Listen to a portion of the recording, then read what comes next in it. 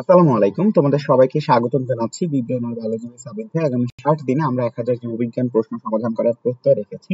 এবং তোমরা নিশ্চয়ই জানো যে আনফরচুনেটলি আমার আসলে পরীক্ষা চলছে, ফাইনাল পরীক্ষা, যে কারণে আসলে তোমাদের কন্টিনিউয়াস ভিডিও দেওয়াটা পসিবল হচ্ছে না। তবে আমি চেষ্টা করছি যেন পরীক্ষার আগে সর্বোচ্চ সংখ্যক ক্লাস আমি তোমাদেরকে প্রোভাইড করতে পারি।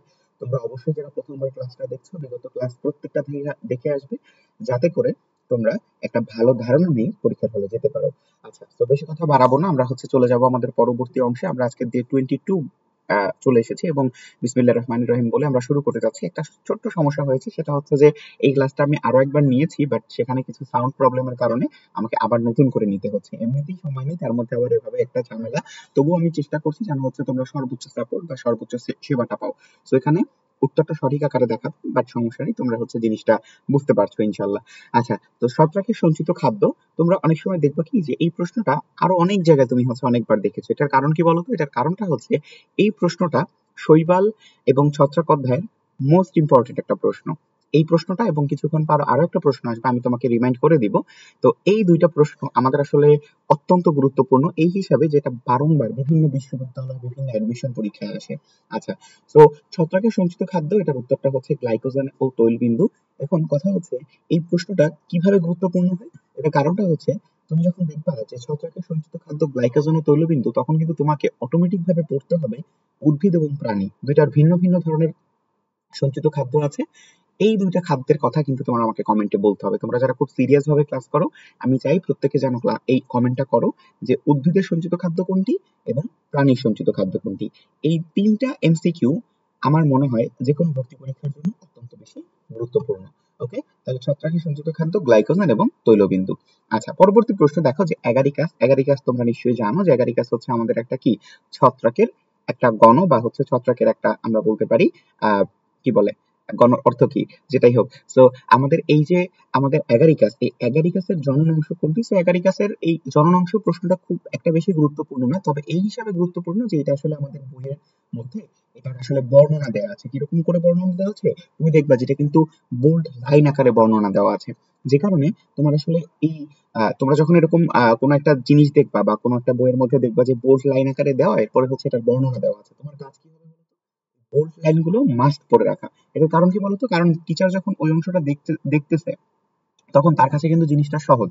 যে আমার কাছে 4টা বোল্ড লাইন আছে, তাহলে আমি একটা কাজ করি যে ফ্রুট বডির সামনে লেখা এটা এগারিকাসের প্রধান জনন অংশ, একটা কাজ করে দিই, আমি ফ্রুট বডিটাকে এটার মধ্যে ইনক্লুড করে দিয়ে বাকিগুলো তো আমার সামনেই আছে, আরোগুলো অনেকগুলো অপশন। সো এইটার কারণে তোমার এগারিকাসের জনন অংশ সহ যে কোনো ধরনের এই বোল্ড লাইন আকারে, অর্থাৎ তোমার যখন টপিক করে দেওয়া থাকে, অর্থাৎ তোমার যখন এক্সাক্ট করে দেওয়া থাকে যে এটা ফ্রুট বডির এই বর্ণনা এখানে দেওয়া থাকবে, মাইসেলিয়ামের এই বর্ণনা দেওয়া থাকবে, তখন সেই জায়গাগুলো কিন্তু তোমার জন্য একটু গুরুত্ব সহকারে পড়তে হবে। ওকে, সো তোমার কাজ হচ্ছে মাইসেলিয়াম কি, হাইফি কি, রাইজোমর্ফ কি, প্রত্যেকটা জিনিস কিন্তু আমরা ক্লাসে পড়েছি। সো এই কারণে নতুন করে আর কিছু বলার নেই, বাট অবশ্যই তোমাকে প্রত্যেকটা জিনিস একবার হলেও চেক করতে হবে, এবং প্রত্যেকটা কিন্তু আমাদের বোর্ড লাইন থেকে আমি এখানে উল্লেখ করে দিয়েছি। ওকে, আচ্ছা ঠিক আছে, পরবর্তী প্রশ্নে চলে আসো যে কোন ছত্রাকটি মানুষের খাদ্য হিসেবে ব্যবহৃত হয়। এই জিনিসটা না আমাদের অনেকটা কমন সেন্স ব্যবহার করে। দেখো, আমাদের বইয়ের মধ্যে আসলে এগারিকাসেরই বর্ণনা দেওয়া আছে, রাইট? সো এগারিকাসের বর্ণনা যেহেতু দেওয়া আছে, এটা তো বোঝাই যাচ্ছে যে এগারিকাসই কি হবে, এগারিকাসই হবে আমাদের সঠিক উত্তর। তবুও আমাদের আসলে একটু জানা উচিত যে আমাদের এগারিকাসটা কি। এগারিকাসটা হচ্ছে আমরা আমাদের মানুষের খাদ্য হিসেবে ব্যবহার করে থাকি। কি হিসেবে ব্যবহার করে থাকি? খাদ্য হিসেবে ব্যবহার করে থাকি, ঠিক আছে? সো এই হচ্ছে আমাদের সেই সঠিক উত্তর। তাহলে এগারিকাস কি? এগারিকাস হচ্ছে মানুষের খাদ্য হিসেবে ব্যবহৃত হয়। আচ্ছা, পরবর্তী প্রশ্ন দেখো। পরবর্তী প্রশ্নে কি বলেছে যে কোন ছত্রাকের আক্রমণে মানুষের মাথার চুল পড়ে গিয়ে টাকের সৃষ্টি হয়। তো অনেকগুলা আমাদের আসলে কি বলে অর্থনৈতিক গুরুত্ব এর, অপকারী দিক উপকারী দিক, এই জিনিসটা তোমাদের বোটানির জন্য কতটা গুরুত্বপূর্ণ এটা আমি আসলে তোমাকে ভাষায় প্রকাশ করতে পারবো না। ওই যে আমরা উদ্দীপকের কথা বলতাম না, যে উদ্দীপকের গুরুত্ব অপরিসীম, সেম ভাবে আমাদের এই অংশটার গুরুত্ব হচ্ছে অপরিসীম, ঠিক আছে? সো তুমি যখন দেখবা যে তোমার আসলে বোটানির ক্ষেত্রে কি হয়, বোটানির ক্ষেত্রে তুমি আসলে অনেকগুলা তোমার ছত্রাক সহ যে কোনো অধ্যায়ের ক্ষেত্রে উপকারী দিক অপকারী দিক অথবা অর্থনৈতিক গুরুত্ব দেখবা যে অনেক গুরুত্ব সহকারে তোমার বইয়ে লেখা আছে। আবার এই জিনিসটা তুমি যদি প্রাণীবিজ্ঞানে গিয়ে দেখো, তাহলে দেখবা তোমার বৈজ্ঞানিক নাম সহ উদাহরণ আকারে দেওয়া আছে। অর্থাৎ যারা মোটামুটি এতক্ষণ পর্যন্ত এতদিনে হয়তো অনেকেই প্রশ্ন এর জন্য যে তোমার অ্যানালাইসিস করা দরকার সেটা করে ফেলেছো, তো সেখান থেকে তোমরা নিশ্চয়ই জানো যে এই কাজগুলো কিন্তু তোমরা যদি করো তাহলে দেখবা যে এ ধরনের প্রশ্নের অনেক উদাহরণ আছে। সো তোমার এটা তো একদম কমন একটা প্রশ্ন যে মানুষের মাথার চুল পড়ে গিয়ে টাকের সৃষ্টি হয় কোন ছত্রাকের আক্রমণে, আরো অনেকগুলো আছে, দাঁত রোগ সৃষ্টি হয় কোনটির কারণে, তারপরে হচ্ছে আমাদের এরকম অসংখ্য জিনিস আছে যেগুলো আসলে এক্সাক্ট এট এ টাইম এভাবে মনে রাখাও সম্ভব না। তো এই কারণে তোমাকে একটু কষ্ট করে প্রত্যেকটা ধাপে ধাপে পড়তে হবে, এবং বিশেষ করে যেগুলোতে এক্সাক্ট কোনো নাম দেওয়া আছে, যেগুলোতে কি এক্সাক্ট কোনো নাম দেওয়া আছে সেগুলো তোমাকে পড়তে হবে। সেটার উত্তর হচ্ছে মাইক্রোস্পোরিয়াম। এটা তুমি কিভাবে মনে রাখবা বলো তো?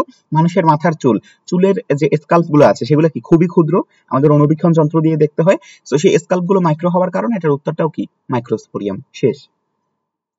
পরবর্তী প্রশ্ন চলে আসো যে উলোথ্রিক্স শৈবালের ক্লোরোপ্লাস্টের আকৃতি কিরূপ।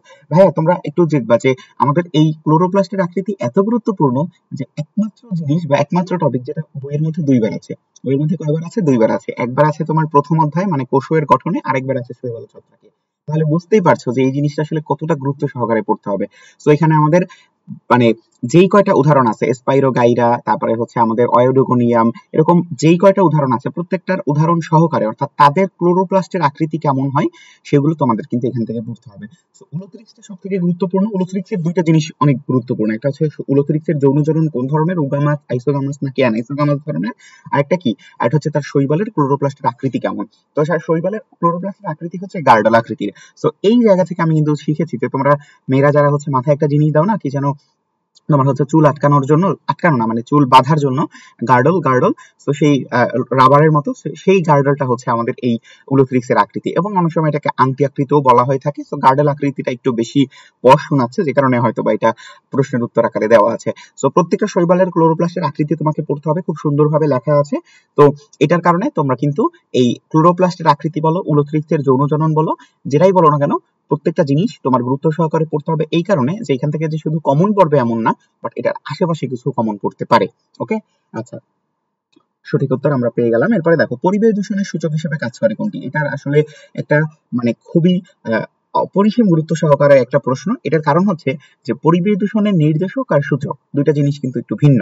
তো নির্দেশক হচ্ছে আমাদের ছোট ভাইয়ের নাম কি? লাইকেন। আর এই আমাদের বড় ভাই রিক্সিয়া, উনি কিন্তু হচ্ছে সূচক। অর্থাৎ কোনো কিছুকে যখন আমরা পরিমাণ করতে যাচ্ছি তখন সেটা হচ্ছে সূচক, আর কোনো কিছুকে যখন আমরা নির্দেশ করতে যাচ্ছি বা বোঝাতে যাচ্ছি তখন সেটা নির্দেশক।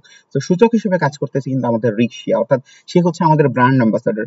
রিক্সিয়া কি? রিক্সিয়া হচ্ছে ব্র্যান্ড অ্যাম্বাসাডর। এটা কিভাবে মনে রাখবা? দেখো, যে নির্দেশ দেয় তার উপরেও তো কেউ না কেউ থাকে, রাইট? তো ধরো আমাদের কি বলে, কোন একটা ব্যাপারে চিন্তা করো, ধরো একজন খুব বড় সেলিব্রিটি, তো সে কি? সে হচ্ছে সূচক। কেন? কারণ হচ্ছে সে আসলে ফ্রন্ট লাইনে থাকতেছে, আর যে তাকে নির্দেশ করতেছে যে কিভাবে সে আসলে তার অ্যাক্টিংটা করবে, কিভাবে কাজ করবে, সে তো নির্দেশক। তার মানে তুমি দেখো যে আমাদের শৈবাল ও ছত্রাকের যে লাইকেন আছে, তারা দুইজন মিলিত হয়ে যে লাইকেন গঠন করে, এটা পঞ্চম অধ্যায়। আর ষষ্ঠ অধ্যায় হচ্ছে ব্রায়োফাইটা টেরিডোফাইটা, তার মধ্যে ব্রায়োফাইটার অংশ হচ্ছে রিক্সিয়া। তাহলে আগে কি? আগে হচ্ছে আমাদের শৈবাল ছত্রাক, তাহলে সে হবে নির্দেশক, লাইকেন হবে নির্দেশক, আর সূচক কে হবে? রিক্সিয়া। তোমরা বলতে পারবে কি এটা কোন ধরনের লজিক আপনি দিলেন? এটার কারণ হচ্ছে যে আমাদের আসলে ওই 1 ঘন্টার জন্য মনে রাখতে হবে। তো এটা তো আমি তোমাকে বোঝাতে পারবো না যে নির্দেশকটা এখানে কেন হবে, বা এটা তো আসলে বোঝারও কোনো দরকার নেই। আমাদের দরকার হচ্ছে নির্দেশক কি বোঝা, সূচক কি বোঝা। এরপর এটা মনে রাখার জন্য কি করা দরকার, এটা হচ্ছে আমরা একটু সাজিয়ে বললাম। ওকে, আচ্ছা, পরবর্তী প্রশ্ন চলে আসো, কোনটিতে ক্লোরোফিল থাকে না। এই প্রশ্নের উত্তর আসলে আমাদের করাই উচিত না, কারণ আমরা একদম খুব ভালো করেই জানি যে আমাদের ক্লোরোফিল তাদেরই থাকবে যারা বর্ণে কি হয়, যারা হচ্ছে বর্ণে সবুজ হয়। তো আমাদের এই ছত্রাক ছোট ভাই কিন্তু হচ্ছে কি? ছোট ভাই কিন্তু হচ্ছে সাদা, মানে কি? তা তো ব্যাঙের ছাতা আর কি, ব্যাঙের ছাতা ক্লোরোফিলই থাকে না। তো ওই ব্যাঙের ছাতা ছত্রাকের যেহেতু ক্লোরোফিল থাকে না, কারণ কি? সে তো বর্ণহীন, আর বর্ণহীন হলে তার মধ্যে তো কোনো কালারই থাকবে না। আর ক্লোরোফিল হলে কি? তার মধ্যে সবুজ বর্ণ থাকবে, সে সালোক সংশ্লেষণ করতে পারবে। এবং তার একটা বড় উদাহরণ হচ্ছে শৈবাল, সায়ানোব্যাকটেরিয়া, ব্রায়োফাইটা। এখন এক ধরনের ভাইয়ারা বলবে যে ভাইয়া, আপুরা, যে ভাইয়া সায়ানোব্যাকটেরিয়া কিভাবে ক্লোরোফিল থাকে? সায়ানোব্যাকটেরিয়া তো নীলাভ সবুজ শৈবাল। তোমাকে জানতে হবে যে সায়ানোব্যাকটেরিয়ার নাম সায়ানোব্যাকটেরিয়া, বাট সে মূলত কি? সে হচ্ছে নীলাভ সবুজ শৈবাল, এবং এই কারণেই তার মধ্যে কিন্তু ক্লোরোফিল থাকে। তাহলে উত্তর কি? উত্তর হচ্ছে ছত্রাক। এটা নিয়ে আসলে কোনো কনফিউশন থাকার কথা না ইনশাল্লাহ। ওকে, আমরা 360 নাম্বার প্রশ্নে চলে এসেছি, এবং খুবই গুরুত্বপূর্ণ একটা প্রশ্ন, যে বিশ্বজনীন উদ্ভিদ বা সার্বজনীন উদ্ভিদ কোনটি? এটার উত্তর হচ্ছে লাইকেন। তোমরা নিশ্চয়ই জানো যে লাইকেন আসলে কিভাবে গঠন হয়। লাইকেন কিন্তু গঠন হয় আমাদের শৈবাল এবং ছত্রাকের একটা মিথজীবী বা সহ অবস্থান পর্যায়ে। এবং এই অবস্থানে তোমাকে কিন্তু একটা বেশ গুরুত্বপূর্ণ জিনিস জানতে হবে, যে শৈবাল আমাদের পৃথিবীর যত প্রকার বা যত পার্সেন্ট আমাদের হচ্ছে সালোক সংশ্লেষণ হয়, তার প্রায় 60% সালোক সংশ্লেষণ হচ্ছে আমাদের এই শৈবাল ছোট ভাই করে। তো এই শৈবাল এবং হচ্ছে ছত্রাক যখন একত্রে থাকছে, তখন কিন্তু একজন আরেকজনকে একটা সাপোর্ট দিয়ে চলছে, রাইট? তার মানে ছত্রাক যে সাপোর্টটা পাচ্ছে, বাট শৈবাল পাচ্ছে না, তারা যখন একসাথে থাকছে দুজনেই সেই সাপোর্টটা পাচ্ছে। আবার এই আমাদের যে ছত্রাক আছে এবারটা তো কি করতে পারে না, এবারটা তো হচ্ছে তোমার কোনো প্রকার মানে সালোক সংশ্লেষণ করতে পারে না, বাট সে কিন্তু হচ্ছে তার যে মানে কি বলে সহজীবী বা কলিগ আমাদের যে শৈবাল তার সাথে থেকে কিন্তু সে হচ্ছে খাবার পাচ্ছে। আবার আমাদের এই শৈবাল যে হচ্ছে পৃথিবীর সব জায়গায় হচ্ছে তোমার একদম গেঁথে গেঁথে থাকে, মানে হচ্ছে ছড়িয়ে ছিটিয়ে থাকে, সেই লোকের কিন্তু হচ্ছে কোনো ভালো বাসস্থান নাই। সে যদি ছত্রাকের সাথে যায় তাহলে সে ভালো একটা বাসস্থান পাচ্ছে। এ কারণে তারা কি, তারা হচ্ছে পরস্পরের জন্য মিথজীবী বা হচ্ছে সহ অবস্থান বা কলিগ আর কি, সহজ ভাষায় বাংলা ভাষায় বললে, বাংলা ইংলিশে বললে। আচ্ছা, তো এই যে দুইজনের একটা পারস্পরিক মিথস্ক্রিয়া, এ কারণে এটাকে আমরা বিশ্বজনীন উদ্ভিদ বলি। এ কারণে কি এটাকে আমরা বিশ্বজনীন উদ্ভিদ বলি বা সার্বজনীন উদ্ভিদ বলি। আচ্ছা, তো পরবর্তী প্রশ্নে দেখো যে শৈবাল বিষয় অধ্যয়নকে কি বলা হয়। তো শৈবাল জিনিসটা কি, শৈবাল জিনিসটা হচ্ছে অ্যালগি।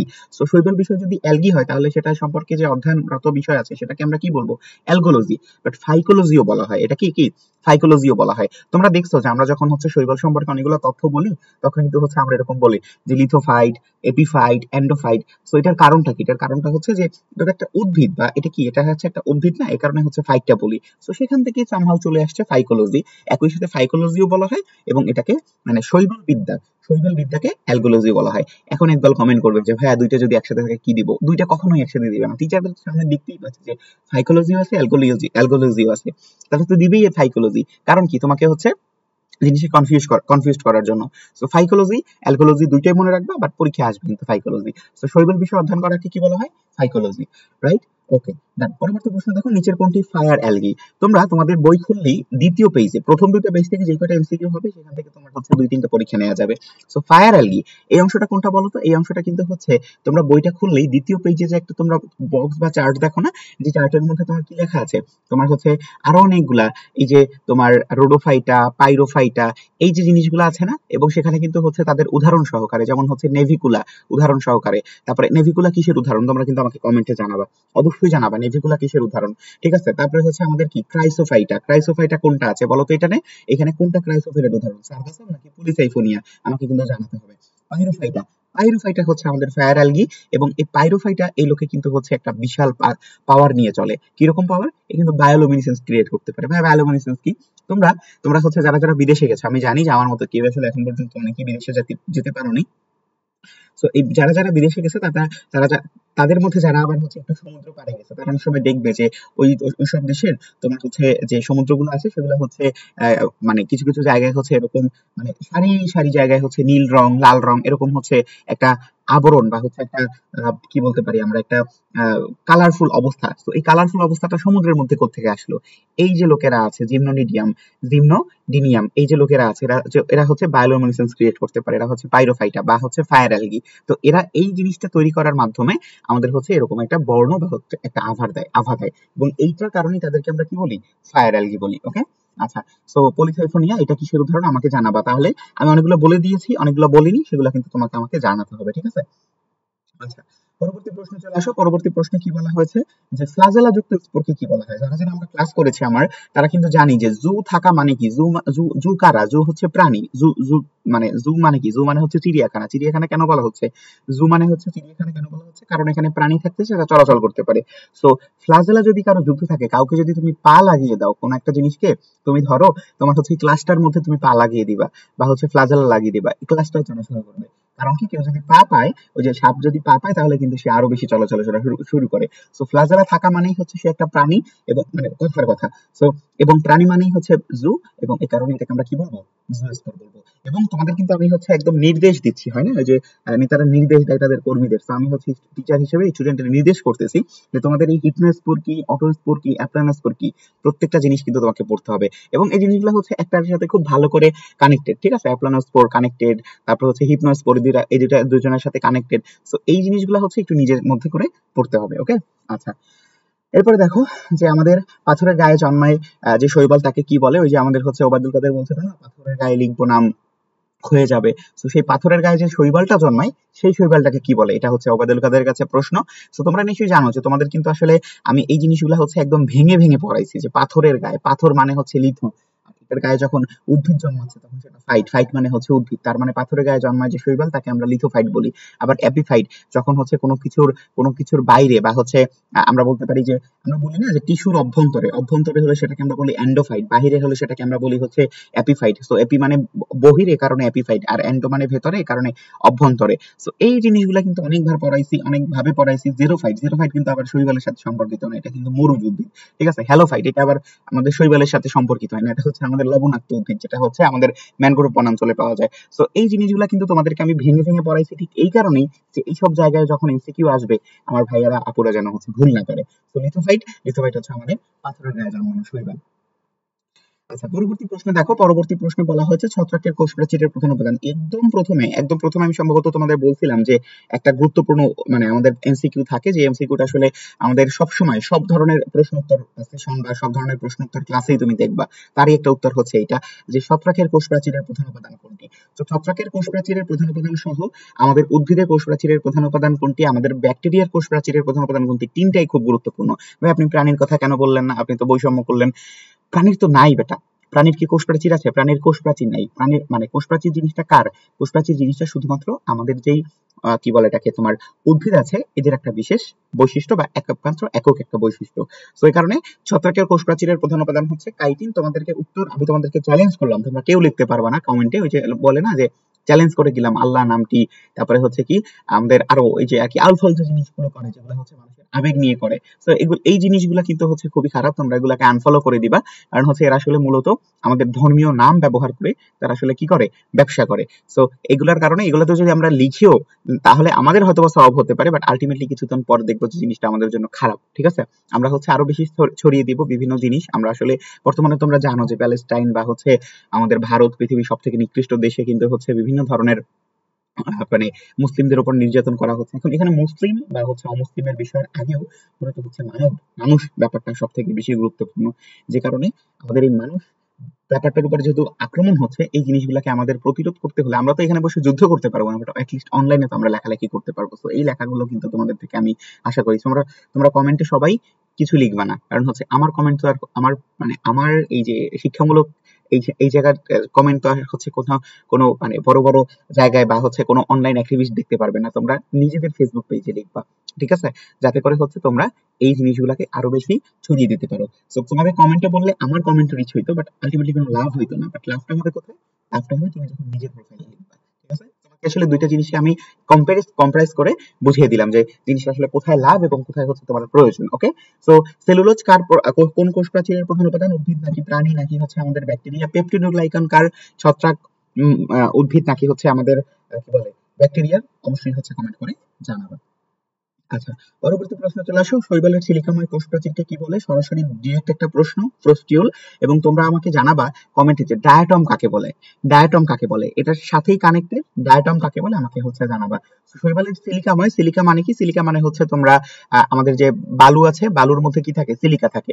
তো ওইটাতেই মনে রাখবা যে সিলিকাময় কোষ প্রাচীরকে কি বলা হয়? প্রস্টিউল বলা হয়। আচ্ছা, পরবর্তী প্রশ্ন চলে আসো যে শৈবালের বৈশিষ্ট্য কোনটি? তো শৈবালের বৈশিষ্ট্য, এই জায়গাটা আসলে এমসিকিউটা আগে সলভ না করালে খুব ভালো হতো, তোমাদের একটু কনফিউজ করতে পারতাম। তো সপুষ্পক কোষ প্রাচীর কাইটিন নির্মিত, সহজে শুষ্ক পরিবেশে জন্মায়। তুমি এই ধরনের প্রশ্ন যখন দেখবে, আমি চাই খুব করে চাই যেন হচ্ছে আমাদের মানে নার্সিং অ্যাডমিশনে এই ধরনের প্রশ্ন বেশি আসে, যাতে করে কি হবে বলতো, যারা একটু মনে করো অনেক কষ্ট করে পড়াশোনা করছে তাদের জন্য জিনিসটা আসলে একটু আমরা বলতে পারি যে ভালো হবে। যারা হচ্ছে মাসের শেষে গিয়ে পড়াশোনা করবে, অর্থাৎ এখন যারা পড়াশোনা করবে বিশেষ করে যে ভাইয়া এত বছর পড়ি না, ইচ্ছা করে আমি হচ্ছে গায়ে মানে কি বলে গায়ে শীত লাগিয়ে ঘুরেছি, বাতাস লাগিয়ে ঘুরেছি, তাদের জন্য আসলে আমার খুব একটা বেশি ভালোবাসা কাজ করে না। কারণ হচ্ছে তারা এতদিন কেন পড়েনি, যারা হচ্ছে সেই 10 মাস থেকে পড়াশোনা করতেছে, অবভিয়াসলি তাদের প্রতি একটা আলাদা আমার সাপোর্ট থাকবে, রাইট? তো এটা অনেকে কষ্ট পেতে পারে যে ভাই আমি এখন শুরু করছি, আপনি আমাকে ডিমোটিভেট করতেছেন। ডিমোটিভেট করতেছি না, বাট তোমাকে আরো বেশি মানে জিনিসটার প্রতি মানে জেদ ক্রিয়েট করার চেষ্টা করাচ্ছি, যেন করে হচ্ছে তুমি বলে হ্যাঁ হ্যাঁ ভাই এরকম একটা কথা বলছে, আমি এত কষ্ট করে 1 মাসের প্রিপারেশন নিয়ে ভাই এই কথা বলতেছে। দরকার নাই, আমি হচ্ছে এখন থেকে ভাইয়ের ক্লাস করবো, শুধু ক্লাস করবো, আর হচ্ছে কি করবো, আর হচ্ছে আমি 1 মাসের মধ্যে যত রকম পরিশ্রম করা যায় সব পরিশ্রম আমি করবো, দেখাই দেবো ভাইয়াকে, আমি হচ্ছে পোস্ট করবো যে ভাইয়া এগুলো বলছে, আমি ভাইয়াকে ভুল প্রমাণ করছি। আমি একমাত্র চাই তোমরা যেন আমাকে ভুল প্রমাণ করতে পারো ইনশাল্লাহ। আচ্ছা, তো শৈবালের বৈশিষ্ট্য কোনটি? এটা হচ্ছে সপুষ্পক। সপুষ্পক কেন? সপুষ্পক হলে আমরা তাকে মানে সপুষ্পক কিভাবে কখন বলি? যখন তার পুষ্প থাকে। তো শৈবাল কিন্তু ওই যে পুষ্প আপনার জন্য ফোটে না, এই জিনিসটাকে সব থেকে বেশি ভালো করে নিজের আত্মার মুখে নিয়ে নিছে, যে কারণে হচ্ছে শৈবাল সপুষ্পক না। শৈবালের তো কোনো পুষ্প নাই, এটা আমরা বলতে পারি সে একটা অপুষ্পক উদ্ভিদ। কোষপ্রাচীর কাইটিন নির্মিত, শৈবালের কোষপ্রাচীর না বরং ছত্রাকের কোষপ্রাচীর কাইটিন নির্মিত, তার মানে এটাও বাদ।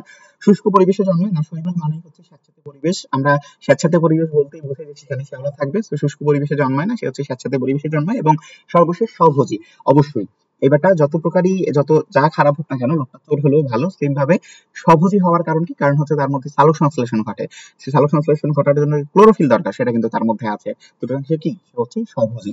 ওকে। আচ্ছা, এরপর দেখো যে লাইকেনে দুইটা জীবের সহাবস্থান প্রক্রিয়া, এটা আসলে মিথজীবী, এটা আসলে নতুন করে বলার কিছু নেই। যখন দুইটা জীব সহ অবস্থান করে থাকে তখন আসলে তারা মিথজীবী অবস্থা থাকে, অর্থাৎ পারস্পরিক একটা সহযোগিতামূলক অবস্থানে থাকে, সেটাকে আমরা মিথজীবিতা বলি। তো লাইকেনে আমরা এটাই দেখতে পাই। পরবর্তী প্রশ্ন দেখো যে সেকেন্ড জেনারেশন বায়োফুয়েল কাকে বলা হয়? আমরা আমাদের শেষ প্রশ্নে চলে এসেছি। তো সেকেন্ড জেনারেশন বায়োফুয়েল কাকে বলা হয়? শৈবালকে আমরা সেকেন্ড জেনারেশন বায়োফুয়েল বলি, এবং এটা কিন্তু আমাদের অর্থনৈতিক গুরুত্বের মধ্যে একটা গুরুত্বপূর্ণ এমসিকিউ। তো তোমাদের যাদের দাগানো বই আছে তারা তো দাগানো বই থেকে একটু ভালো সাপোর্ট পাচ্ছই, বাট যাদের কাছে দাগানো বই না তারা বিভিন্ন রিসোর্স থেকে দাগানো বইটা পেতে পারো। তো তোমাদের কাজটা হবে এই শৈবাল বা হচ্ছে ছত্রাক যাই পড়ো না কেন, ব্রায়োফাইটা, টেরিডোফাইটা বা হচ্ছে আমাদের অন্যান্য যে নগ্নবীজী আবৃতবীজী, প্রত্যেকটা জিনিসের আমাদের যে কি আছে মানে অর্থনৈতিক গুরুত্ব, প্রত্যেকটা অর্থনৈতিক গুরুত্ব ভালো করে পড়া। মনে রাখা কঠিন কিছু না, এই জিনিসগুলো হচ্ছে একক জিনিস, তো এ কারণে মনে রাখা খুব একটা কঠিন কিছু হয় না। ঠিক আছে। তো তোমাদের সাথে অনেক কথা বলে ফেললাম আজকে। তোমরা নিশ্চয়ই হচ্ছে বায়োলজি গ্রুপে আমাদের বিব্রেনের ইউটিউব চ্যানেল, বিব্রেনের অফিসিয়াল ইউটিউব চ্যানেলে যুক্ত হয়ে গিয়েছো, এবং হচ্ছে তোমরা অবশ্যই কিন্তু তোমাদের এই বাকি যে ক্লাসগুলো আছে প্লেলিস্টের প্রত্যেকটা ক্লাস করবে, এই আশা এবং এই প্রত্যাশা ব্যক্ত রেখে আমি তোমাদের আগামীকাল দেখা হবে এই আশা রেখে আমি তোমাদেরকে সালাম জানাচ্ছি। তোমাদের সবাই ভালো থাকো, সুস্থ থাকো এবং যুক্ত থাকো বিব্রেনার বায়োলজির সাথে। আসসালামু আলাইকুম।